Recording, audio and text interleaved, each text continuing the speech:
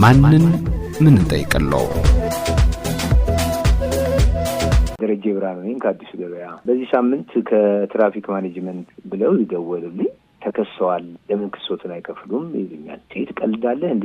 ምን የምን ክስ? እኔ አልተከሰስኩም፣ ህዳር ምናምን ውስጥ ነው ተብሎ ይመጣል። እኔ ከዛ በኋላ ባየሁት መረጃ መሰረት እንዴ እኔ ሳልከሰስ ሳላጠፋ በምን ምክንያት 5350 ብር መጥቷል?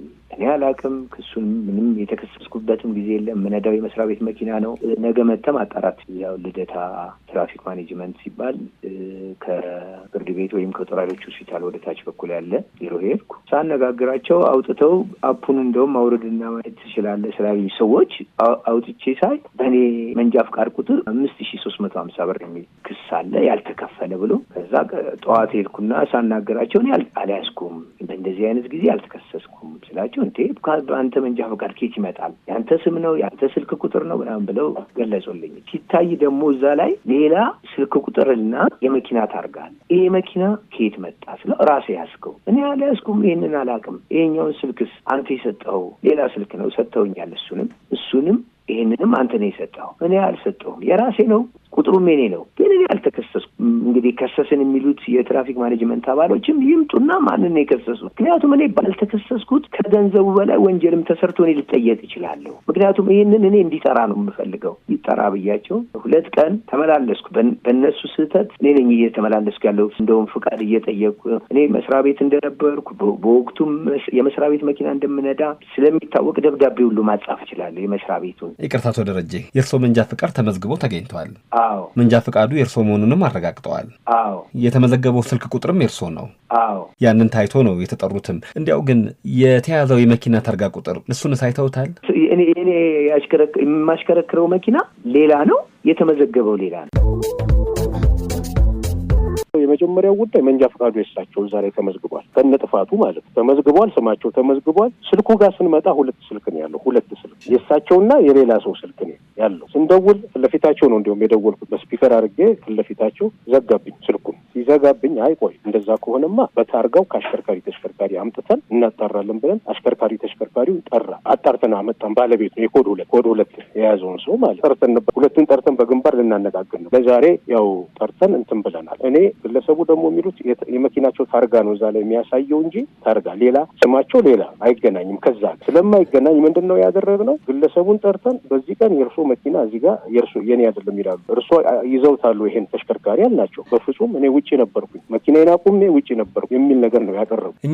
እኛኛው መኪናዬን አቁሜ እኔ ከኔ ውጪ የሚይዘው የለም አቁሜ እንትን ነው ማድረገው ውጪ ነበርኩኝ የሚል ነገር። ለማንኛውም ሰኞ እርሶም ይምጡ አቶ ደረጀንም እንጠራና በጋራ ቁጭ ብለን ያለውን ነገር እንነጋገራለን በሚል ቀጠሮ ይዘናል። የእናንተ ባለሙያዎች የያዙት ወይም ደግሞ የመዘገቡት ስምና የመንጃ ፍቃድ ቁጥር የአቶ ደረጀን ነው? የአቶ ደረጀ ነው መንጃ ፍቃዱ፣ ስልኩም ስሙም ጭምር። ስሙም አቶ አብዱላሂ ምናምን ነው የሚለው ያኛው ስሙ የመኪናው ባለቤት አቶ ደረጀ በሚል ስልኩም ስሙም መንጃ ፍቃድ ቁጥሩ። እኛ በመንጃ ፍቃድ ቁጥር ነው የምናወጣው። መንጃ ፍቃድ ቁጥሩን ስትነካው ታወጣ ምን ይወጣል? የሰውየው ስም ይወጣል፣ የተቀጣበት የቀጪው ስም ይሄ ሁሉ ይወጣል፣ ቀጪው እንትን ያለበት ስልክም ጭምር። ስለዚህ ግለሰቡ የቀጣው ሰውም ጭምር ማለት ነው ቁጥጥር ጠርተን ፊት ለፊት ነው የምናነጋግራቸው። የእናንተ ባለሙያዎች አንድ ጥፋተኛ ነው ያሉትን አሽከርካሪ አቁመው ሲቀጡ መንጃ ፍቃዱን ይጠይቃሉ።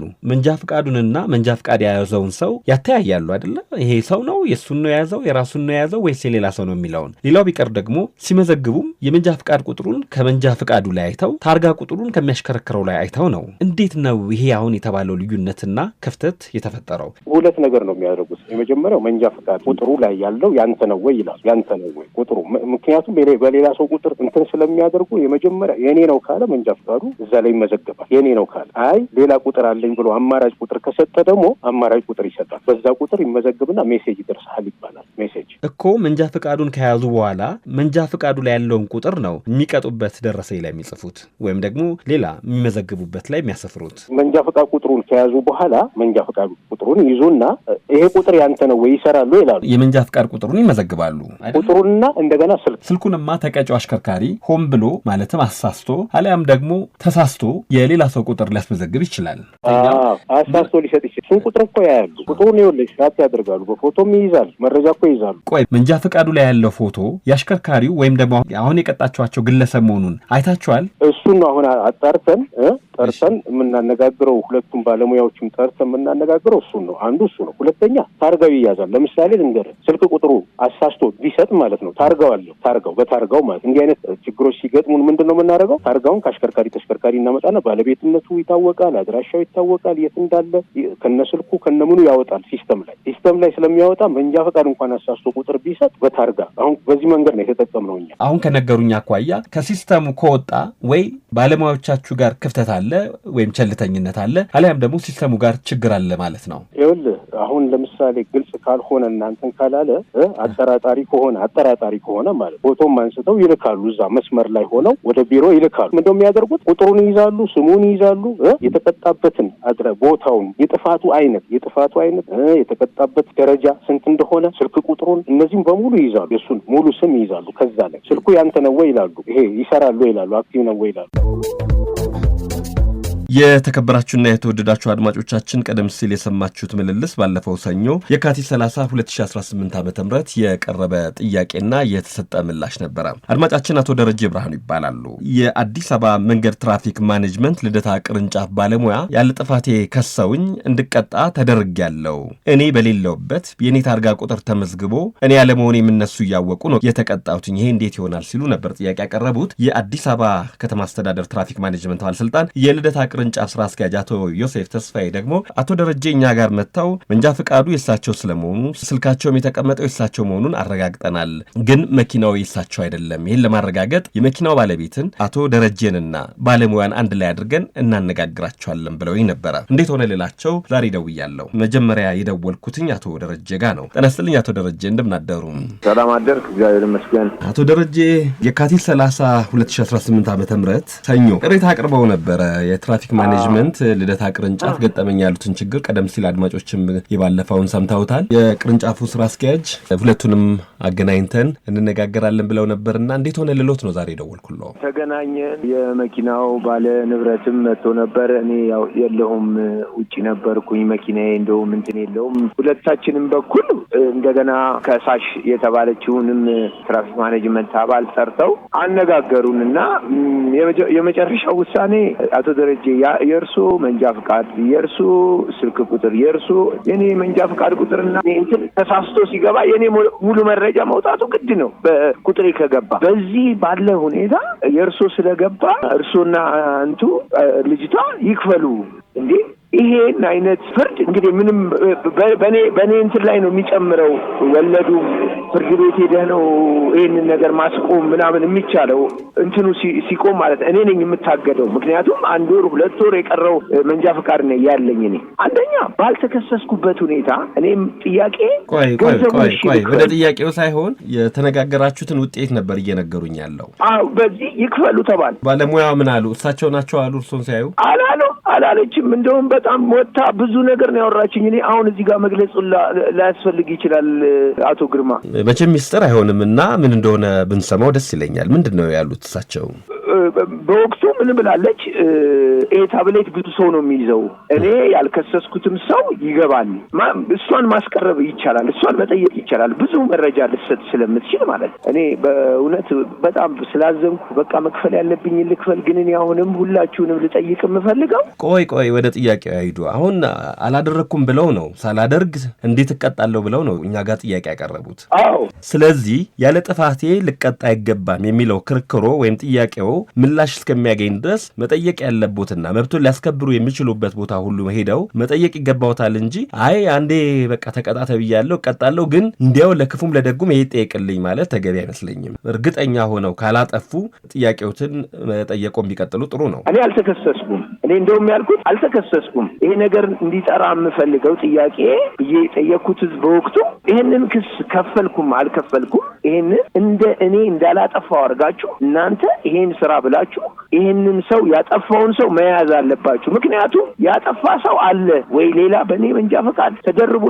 የገባ አለ ወይ ደግሞ ልጅቷ ተሳስታለች ማለት ነው። ልጅቷ ይቅርታ ያለ ስህተት እንደተከሰስ ይገባኛል። በቃ እኔ በእኔም ስህተት ይሁን በሌላም ሰው ስህተት እንዲህ እንደሆንክ ይገባኛል። አሁን ለእኔ አሉኝ ያሉትንና አሁን ለእኛ የነገሩንን ባለሙያ እዛው ላላፊዎቻቸው ይህንኑ ተናግረዋል። ስትጠየቅ ሙሉ ለሙሉ ይሄን አጥፍተሻል፣ አንቺም ግማሽ ተከፍያለሽ፣ አቶ ደረጀ ግማሽ ይከፍላሉ ሲሏት ተቀበለች። አይዶን ነው እንግዲህ በቃ ጥፋቴ ነው እኔም ልሳሳት እችላለሁ ብላ ማለት ነው። 2075 ብር ነው አሁን ክፈሉ የተባሉት 5600 ነው ለሁለት ሲካፈል በእውነቴን ነው የምነግርህ በጣም 2800 ብር ይከፍላሉ። 2800 ብር ነው የምከፍለው። በቃ ይሄ ነው መፍትሄው ተብለው ተለያያችሁ። ይሄ ነው መፍትሄው። ደብዳቤን ጽፍልሃለሁ። ደብዳቤውን መተህ ትናንት እንደውም ጠይቄ ነበረ። ደብዳቤው ዛሬ አንድ አፍታ አደርስልሃለሁ መተህ ውሰድ አለኝ። እሺ ወስዳለሁ። አሁንም ግን ያው የሆነ ውስጤ በጣም ትክክል ያልሆነ ነገር ነው የተከሰተብኝ አቶ ግርማ። ምክንያቱም እኔ የምፈልገው ከ3000 ብሩ በላይ ነገስ ይሄ ነገር ደግሞ ለመከሰቱ ምን ያህል እርግጠኛ ነኝ። ምክንያቱም አሁን እናንተ እንድትሰሩ የምፈልገው ይሄ ልጅ ያለ አግባብ 3000 ብር ከፈለ። ማን ነው ይሄ ልጅ? እኔን ማለት ነው። እድሜው ስንት ነው አቶ ደረጀ? እኔ 53 ዓመተ ምህረት ነው እና ያለ አግባብ ከፍሏል። ስለዚህ እናጣራለት ብላችሁ እንድትሰሩ ነው እንጂ እናንተ እንድታስተባብሉልኝ አልፈልግም። እኛም አላስተባበልንም እኮ ለማንኛውም የቅርንጫፉን ስራ አስኪያጅን ነው። ሁለት ደግሞ እንደገና እንደዚሁ አስተባባሪ ተብለው አብረው ቁጭ ብለው ነበረ። መልካም እስቲ ግድ የለም እነሱን ደግሞ ልጠይቅ። ይጠይቁ። አድማጮቻችን አሁን በአዲስ አበባ ትራፊክ ማኔጅመንት ባለስልጣን የልደታ ቅርንጫፍ ስራ አስኪያጅ ወደሆኑትና ጉዳዩን እየተከታተሉ ወዳሉት የቅርንጫፉ ስራ አስኪያጅ አቶ ዮሴፍ ተስፋዬ ጋር ደወልኩኝ። ጤና ይስጥልኝ አቶ ዮሴፍ፣ እንደምን አደሩ? ጤና ይስጥልኝ፣ እንደምን አደሩ? ደህና። አቶ ዮሴፍ ሰኞ ዕለት ደውዬሎት አቶ ደረጀ የተባሉ አድማጫችን ያቀረቡትን ቅሬታ ነግሬዎት ነበረ። ቀደም ሲል አድማጮች የነበረውን ምልልስ ሰምተውታል። እርስዎ በምላሾ ላይ አቶ ደረጀንም የተሽከርካሪው ባለቤትንም እንዲሁም ደግሞ ባለሙያ ባሉበት ተነጋግረን ምን እንደተፈጠረ እንዴት እንደሆነ ልባትም እንሰጣለን ብለው ነበረ። ቀደም ሲል አቶ ደረጀ የተባባላችሁትን ነግረውናል። እርስዎ ደግሞ እንዴት እንደሆነ እንዲነግሩኝ ነው የደወልኩለው። ይቻላል ማለት ባለጉዳዩን ጠርተናል፣ አሽከርካሪውን ማለት ነው። ቀደም ሲል ሲስተም ላይ ያገኘነው ተሽከርካሪ ባለቤትን ጠርተናል፣ የበለጠ ነገሩን ለማጥራት ማለት ነው። በተመሳሳይ የእኛን ባለሙያም ይህን ቅጣት ፈጸሙ የተባሉ ባለሙያን ጠርተን አቶ ደረጀንም ጠርተን በጋራ አነጋግረናል። እንግዲህ ሲስተም ላይ ሲገባ አንዳንድ ጊዜ ተሽከርካሪዎች በስህተት ስለሚገቡ ማለት ነው። ስህተት ማለት ምንድን ነው? ሲስተም ላይ ታርጋው፣ ስልክ ቁጥሩ፣ ታርጋው እና ስሙ ሙሉ የአቶ ደረጀ ነው። ያኛው ተሽከርካሪ ሲገባ ብዙም ችግር የለውም ብለን ነው ያሰብነው። አንዳንድ ጊዜ ሲስተም ላይ ተከታታይ ስለሚሰራ እንደዚህ አይነት ተሽከርካሪዎች ይገባሉ። ስለዚህ ምንድነው ያደረግነው? ሞስት ስማቸው አለ አቶ ደረጀ፣ መንጃ ፈቃድ ቁጥራቸው ትክክል ነው፣ ስልካቸውም እዛ ላይ ስላለ እዛ ጋር ስህተት የፈጸመው ባለሙያ ስልክ ተሽከርካሪ የገባበት ማለት ነው እሱ ክፍያውን እንዲፈጽም ማሹን እንዲፈጽም፣ በተመሳሳይ ደግሞ አቶ ደረጀም እዛ ጋር ያለው ስህተትም ተፈጠረበትን ሰራተኛችን በማረም ክፍያ እንዲፈጽም፣ ሰራተኛ ስህተት የተፈጸመ ጉዳይ ካለ ራሱም እንዲከፍል ነው የምናደርገው። ነገር ግን የእሳቸውም ስምም ስልክም በተመሳሳይ መንጃ ፈቃድ ቁጥራቸውም ተመሳሳይ እዛ ላይ ስላለ ለሁለት ያው እንዲፈጽም መፍትሄ ሰጥተን ሸኝተናል። የእናንተ ባለሙያ ተቀጡ ወይስ ተጠያቂ ተደረጉ? ቀጣን። ተጠያቂ እኮ አደረገ። የተቀጡት አቶ ደረጀ የተሽከርካሪው ባለቤት እና ባለሙያ ናቸው። የአሽከርካሪው ባለቤት እዚህ ውስጥ አይገባም። ማለት ሞር ለማጥራት ምንድን ያደረግነው የአሽከርካሪውን ባለቤት ጠራን። እዛ ጋር የተሽከርካሪ ሰሌዳ ብቻ ነው የእሳቸው ያለው። በወቅቱም አልነበሩም እዛ ቦታ ላይ። ነገር ግን ስህተት ፈጸም እንዲህ አይነት ነገር የምናደርገው አሽከርካሪውን የእኛን ሰራተኛ እንቀጣለን፣ ተጠያቂ እናደርጋለን። ስለዚህ ክፍያ እንዲፈጽም አድርገናል። አቶ ደረጀም በተመሳሳይ ክፍያ እንዲፈጽሙ አድርገናል። ግማሽ አድርገው በእንደዚህ አይነት መፍትሄ ሰጥተናል። ከፈሉ እንዲ አቶ ደረጀ ከፍሏል። ምክንያቱም ስልክ ቁጥራቸው አለ፣ የእሳቸው መንጃ ፈቃድ ቁጥራቸው አለ። መቼም መንጃ ፈቃድ ቁጥራቸው ከየትም አይመጣም። እዛ ቦታ ላይ ሰራተኛው የመዘገበው ነው። ስልካቸውም አለ፣ ስማቸውም አለ። ስለዚህ ስህተት የነበረው እዛ ጋር የነበረ ስልክ ተሽከርካሪ ስለነበረ ይሄንን ለማስተካከል በዚህ መንገድ የእኛን ሰራተኛም ተጠያቂ አድርገን ግሩም ፈተናል። ሪከርድ ተደርጎ ይመዘገባል። አዎ ይመዘገባል። ምክንያቱም መንጃ ፈቃድ ቁጥሩ አለ፣ ስልክ ቁጥሩ አለ፣ ስም አለ። ይሄ መቼም ዝም ብሎ የሚመጣ አይደለም። ያው ሲስተም ላይ ሲመዘገብ እንደነዚህ አይነት ነገሮች ይገባሉ። አንዳንድ ደግሞ ስህተቶች ይኖራሉ። ተሽከርካሪ መልሶ ሲገባ ማለት ነው። የሚቀጥለው ተሽከርካሪ ሲስተም ላይ ሲገባ እንዲህ አይነት ስህተቶች በጣም ሬር ኬዝ ናቸው። ሬር ኬዝ አሁን እሳቸው ሲናገሩ ባለሙያዋ ውጭ ከወጣን በኋላ አብዛኛው አንዳንድ የኮምፒውተር ስህተትም ይፈጠራል ተባባልን አሉ። እናንተ ፊትም ማለታቸውን ተናገሩ ብሏል። አይ ሲስተም አንዳንድ ጊዜ ስራውን ሲሰሩ እንዲህ አይነት ነገሮች ይፈጠራሉ። ታርጋ ይገባባል ተከታታይ ስራ ስትሰራ ማለት ነው። ግን አብዛኛው በእንደዚህ አይነት መንገድ በጣም ሬር ኬዝ ነው የሚመጣው። ግን እንደዚህ አከራካሪ ስለሆነ ባለሙያም ይሄን ካሉ እሳቸውም በቦታው የለውም ካሉ በምህረት ማለፍ አይቻልም ነበር? በቦታው የሌሉት አሽከርካሪው ናቸው። በቦታው የሌሉት ማለት ነው። ያ ተሽከርካሪ የሚገባው አቶ ደረጀ ናቸው የሌሉት በቦታው። አቶ ደረጀ በቦታው የለም አሉ። ነገር ግን ምንድነው መሰለ እዛ ጋር የሚያመላክተው መንጃ ፈቃድ ቁጥራቸው ከየትም አይመጣም። መንጃ ፈቃድ ቁጥራቸው ባለሙያው አላመኑም ብዬ ነው። እሳቸው አቶ ደረጀ ስለመሆናቸው ባለሙያ ሲጠየቁ አላመኑም አሉ። ምን መሰለ ያው ብዙ መንገድ ላይ ነው የሚውሉት የኛ ባለሙያዎች። ብዙ ሰው ያስተናግዳሉ። በዚህ ወቅት ብዙ ሰው ስለሚያስተናግዱ የዛሬ እንግዲህ መስከረም ላይ የተፈጸመ ጉዳይ ነው። ብዙ ሰው ስለሚያስተናግዱ አላስታውስም ማለት ያህል ነው እንጂ ሲስተም ላይ የተመዘገበው ነገር ትክክል መሆኑን ያመላክታል። ሲስተም ላይ የተመዘገበው ትክክለኛ ነው። ምክንያቱም ስልክ ቁጥሩን ከየትም አያመጡት። እሳቸው ልክ ነው እርሶ ያሉት እንዳለው ነው። ባለሙያዋ እዛው እርሳቸው አይደሉም እንደዚህ አይነት ነገር ይፈጠራል ካሉ ሙሉ በሙሉ ኃላፊነት መውሰድ የነበረባቸው የእናንተ ባለሙያ ናቸው ብዬ ነው።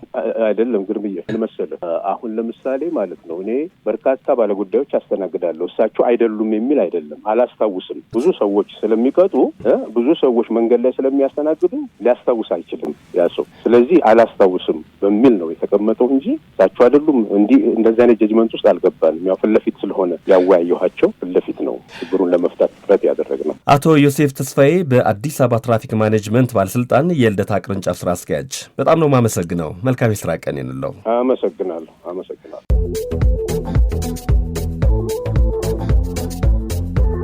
ማንን ምን እንጠይቀለው?